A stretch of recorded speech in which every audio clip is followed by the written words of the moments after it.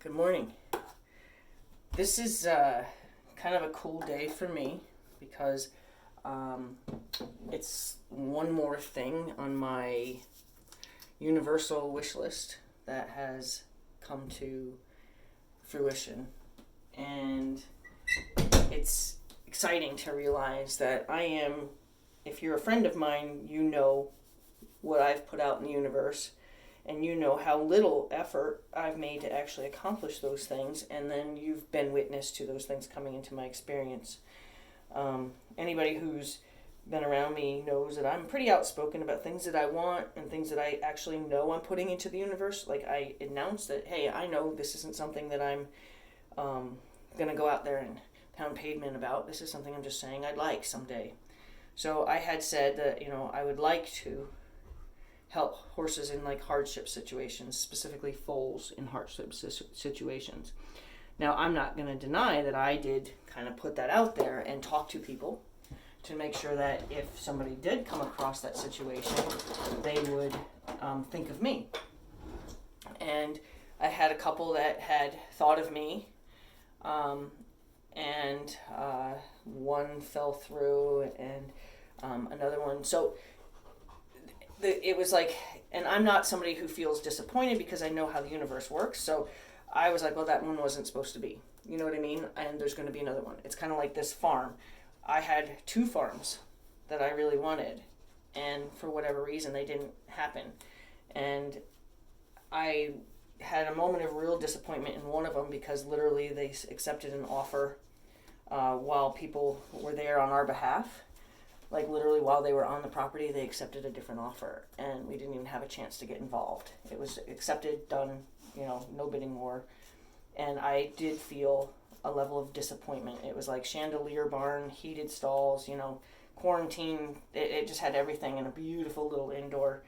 Had everything I would have wanted in terms of a barn. But the house wasn't, so I can soothe myself and be like, well, the house was right against 2 other houses. There was a guy who drove a tractor trailer next door, which meant you were going to be listening to a truck idling, as it warmed up in the mornings, or truck coming in late at night or whatever. So, and you were right there. So there were things that you could soothe yourself to saying, maybe it wasn't meant to be. And I am good at kind of just saying, well, you know what? That just, the fact that we found that means that is something we can find. You know what I mean? It just proves it's something we can find.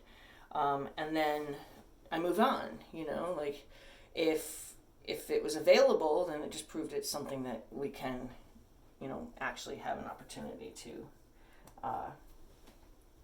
maybe come across again. So same thing with these foals. Like, I had somebody approach me about a mare that was in foal, and thought that was something that was going to kind of happen like in an instant, and then there was a delay in that, and then there was even almost a avoidance in that, and then I gave up because I didn't have that much invested in that idea, so I moved on. But I had so many different things in my vortex, so to speak, so many different things on my wish list. My farm, for example, and so many specific things about my farm, and my getting foals. And I said I would be even more cool if I could get like a 2-for-1 package. And I ended up getting a young mom who's uneducated and a tiny baby. And then I was approached again, and then I had another opportunity, and then I had another opportunity. And there was a moment where that was a little overwhelming because it was just kind of flooding in, and I did end up doing a little pushing back because I was a little concerned about the 2 that I did have already in my barn were sick, and I thought, man, what kind of financial rabbit hole did I just get into? Now we're okay. And then I had this other thing where I really wanted to be a part of something bigger, and I was approached by somebody who works for the Ocean City Mounted Police Troop. And they had repeated something that I said about a horse that I was working with that was recently retired, mounted horse, police horse. And it triggered their interest in me, which is cool because instead of being like, oh yeah, what does she know? It could have certainly gone that way too. And it was kind of like a hummingbird thing, you know. They'd come and they'd talk to me about it, and then they'd fly away. And then they'd come and they'd talk to me about it, and then they'd fly away. So I kind of was getting like discouraged that this was ever going to really happen, because I was approached I think 3 times, and then finally the right person, the person in charge, reached out, and it was really cool to be asked to help, and then to go and have a first session that was a lot of aha moments, you know, a lot of wow, ooh, ah, and even one point where, you know, the officer walked up to the horse and, I'm sorry, man, talking to his horse. So I'm so excited that this is happening. And he said that, you know, he's going to mention me to other police troops, and, you know, one step at a time, but who knows, right? The funny thing is that 20 years ago, well, maybe 2005, not 20 years ago, but I never knew there was such a thing as natural horsemanship. Like, I knew what I was doing with horses was kind of my own, like, I thought it was my own thing. Like, I literally would walk my horse home from the barn and set up a little obstacle course in my backyard and play with my horse. I didn't know anybody got paid to do that. You know what I mean? So I went to one of those horse expos, and I watched a Pirelli demonstration. And I literally sat there, like, with my jaw on the floor going, people get paid? Like, this is, like, these people have an incredible following because they show people how to play with horses? I'm like, where do I get a job like that? Because that's what I've been doing since I was a kid, you know? Like, I've always played with my horses. I've always created puzzles. I've always, like, tried to get my horses to figure their way out of things and stuff. And I'm like, well, how did I not know you could get paid to do that? So it's kind of cool how this is, you know, I've dubbed myself a horsemanship name and all that, but, like, I'm not walking around saying I'm a so-and-so graduate of whatever horsemanship program. I've been playing with horses since I was little.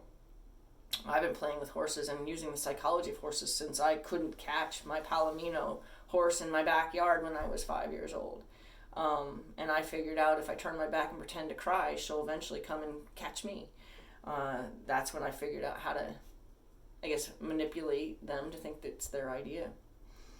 And to actually find myself in a place where they show you that, you know, people buy into this. They're interested in this. People want those kinds of relationships with their horses. I felt like it was unique to me. You know what I mean? I thought I was just doing something. In fact, people made fun of me. You know, when I moved my horse from the facility that was right down the street from my house, I moved him to another facility, and I was criticized multiple times. Like, you ever gonna ride that horse? You know, like, you planning on riding him? Like, what are you doing? You know, like, and those were your typical riders. You know, because I had come from a period of time in my youth where we were part of a show team, and we represented our farm and whatever. And sorry, I just read something said my thing is too hot. So I thought it was not only unique to me, I thought it was something worth making fun of me about. And now here I am, like, just watching this event going, wow, like, who knew? And now that I do know, and now since then I did know, I've really enjoyed being a part of helping people create bonds and doing really cool things with horses based on language and based on the creativity and the bond, and turning more people interested in playing with their horses rather than just riding. There's plenty of horses that are not rideable for one reason or another. They are not worthless. They need somebody to want to play with them because they'd be all in. Trust me, they'd be all in. But I gotta go. So thank you for listening. See you.